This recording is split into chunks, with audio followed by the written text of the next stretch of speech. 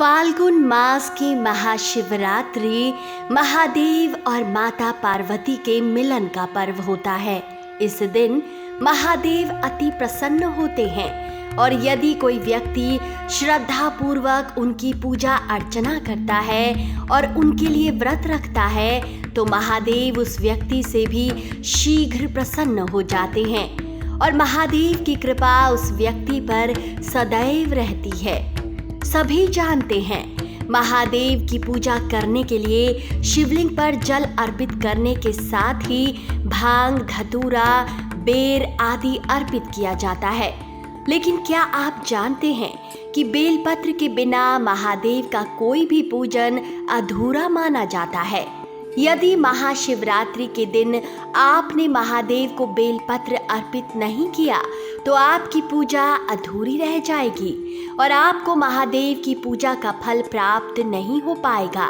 इसीलिए खास तौर से इस बात का ध्यान रखें कि महाशिवरात्रि के दिन महादेव की प्रिय चीजें उन्हें अवश्य अर्पित करें। आज की इस वीडियो में हम आपको बताने वाले हैं कि महादेव को आखिर बेलपत्र क्यों चढ़ाना चाहिए और जल व बेलपत्र महादेव को अति प्रिय क्यों है। साथ ही हम आपको ये भी बताएंगे कि महादेव को बेलपत्र अर्पित करते समय किन खास बातों का ध्यान रखना चाहिए। पौराणिक कथा।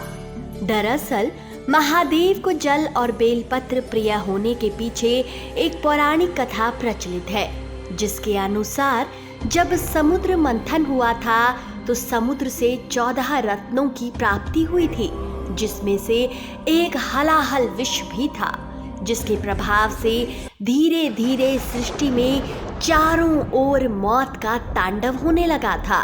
एक एक कर सभी जीव, पेड़ पौधे, पशु पक्षी मरने लगे थे। सृष्टि को इस विष से बचाने के लिए महादेव ने स्वयं उस हलाहल विष का पान कर लिया था, जिस कारण महादेव का पूरा शरीर विष के बुरे प्रभाव के कारण तपने लगा और उनका गला नीला हो गया। इतना ही नहीं, इस विष के प्रभाव के कारण महादेव के आसपास का वातावरण भी जलने लगा।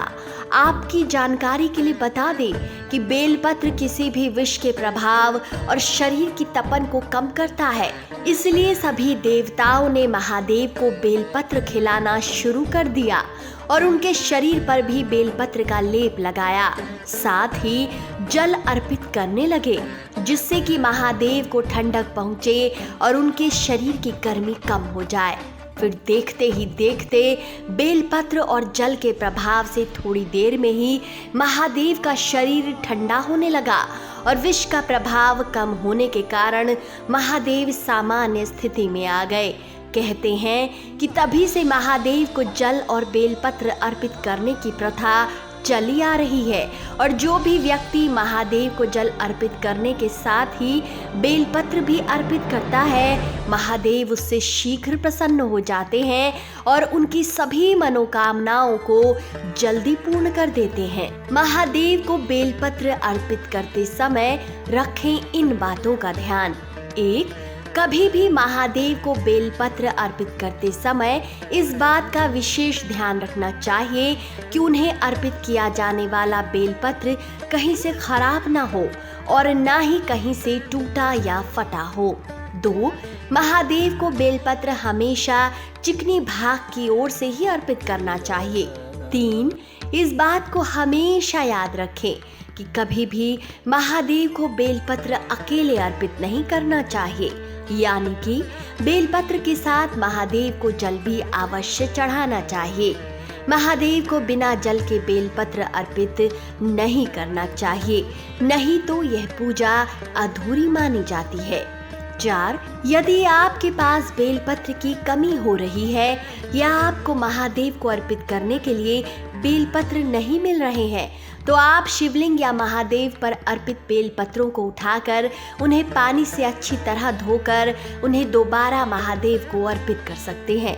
एक बार बेलपत्र जल से धोने पर दोबारा नया और शुद्ध हो जाता है और उसे फिर से पूजा में इस्तेमाल किया जा सकता है।